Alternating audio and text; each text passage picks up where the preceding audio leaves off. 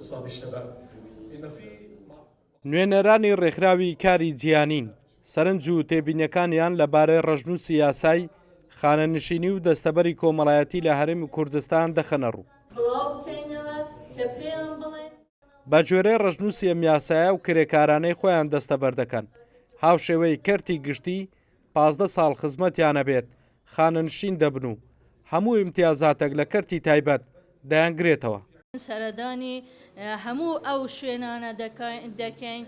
چ کۆمپانیا بێ چ پرۆژە بێ ئەوانەی کە کرێکاران تێدایش دەکەن بۆ ئەوەی دەستەبەریان بکەین بۆ ئەوەیە مافیان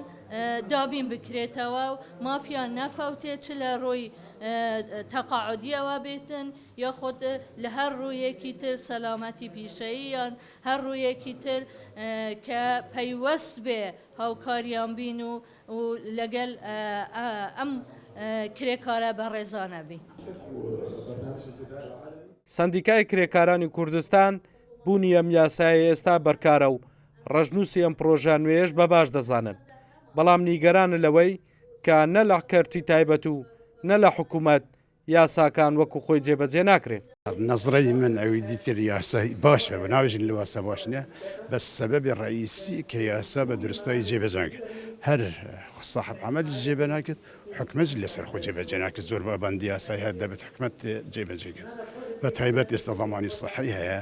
کە بۆ کرێکان لێ دەبڕێک لە سەد بەلە هیچ بۆ کرێکار تەطبیقی نابێت.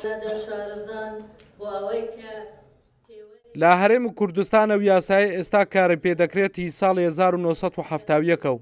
لە ساڵی 2012 چەند مادەیەکی لە پەرلەمانی کوردستان لێ هەموار کراوەتەوە بەڵام سەرنج و تێبینی زۆری لەسەرا بۆ ئێستا کار لەسەر ڕەژنووسی ئەم پرۆژە نوێیە دەکرێت بە ئامانجی ڕێخستنەوەی ئەم کەرتە. هەڵگورد ئەحمەد، کورسات نیوز، هەولێر.